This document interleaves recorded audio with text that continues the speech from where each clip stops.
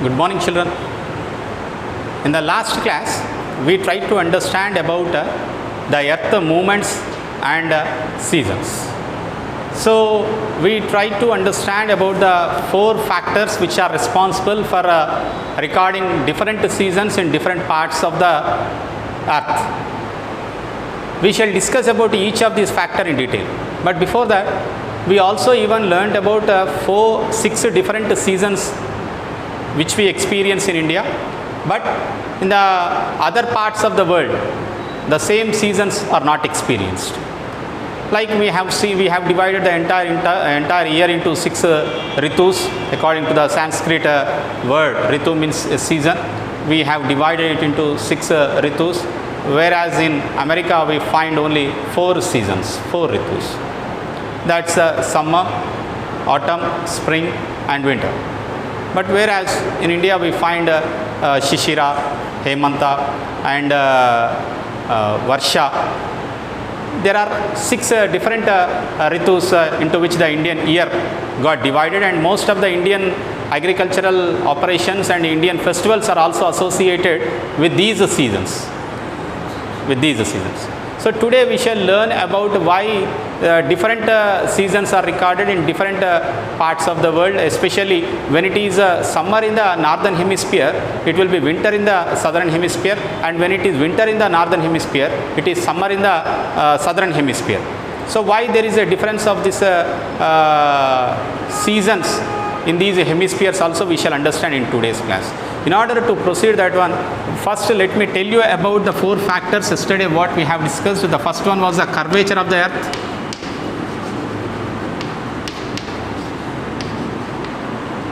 Curvature of the earth. Second one is about the rotation of the earth.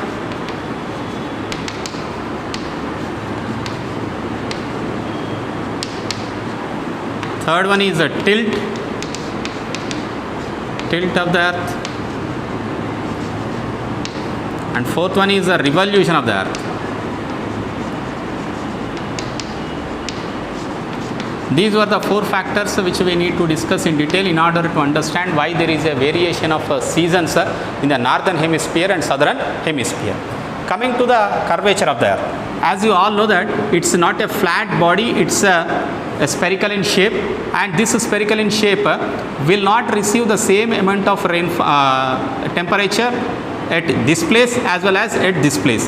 As you all know that at equator the temperature received, the insolation will be high, so the temperature recorded also will be high, whereas at the circles the temperature received will be less, so automatically those regions will experience cold conditions in compared to the equatorial region. So this has been a reason for many years for the difference of heat and cold between these regions. That is about the curvature of the earth. Coming to the rotation of the earth. What is rotation of the earth? As you all know, children, let us imagine this as a globe, okay?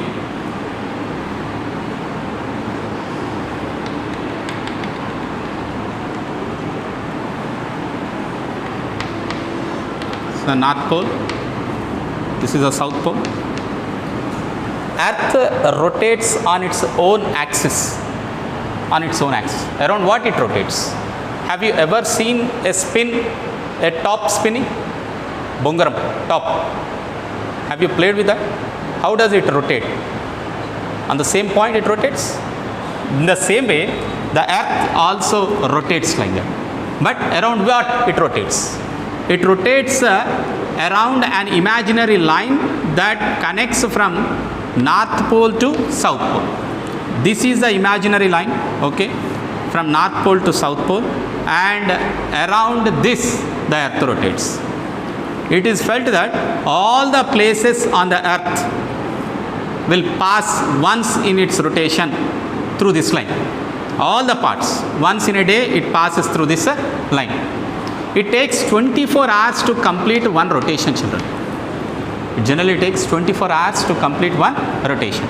So here what I would like to tell you is, because of the rotation of the earth, one half of the earth is always facing towards the sun, whereas the remaining half of the earth is in dark. And this moves towards the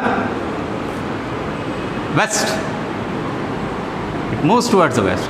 If you are facing if you are catching a globe in your hand, it moves from the left side to right hand side, your left hand side to the right hand side.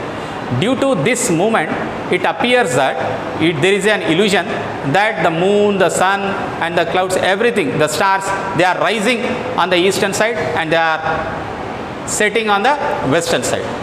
But it's moving towards the eastward direction. So because of this direction, because of this rotational direction, okay, it's an illusion which has been established. And you may ask, sir, why don't we feel that movement? It's because along with the human beings or along with the habitations present on the earth, even the clouds and birds are also moving along with them. That's the reason why we don't feel that movement. Even the wind, air around the earth is also moves around it, along with it. That's the reason why we don't feel the movement of the earth. And this circle which is always illuminating towards the sun is called as the circle of illumination. It's called as circle of illumination. The one half of the earth which always exposed to the sun. If this half exposed to sun, so this is a circle of illumination, and due to its rotation, this half comes to this place. So the circle of illumination is the area which receives the sun's light, and the places which receive more insolation will be recording high temperatures, and the places which receive less insolation will record less temperature.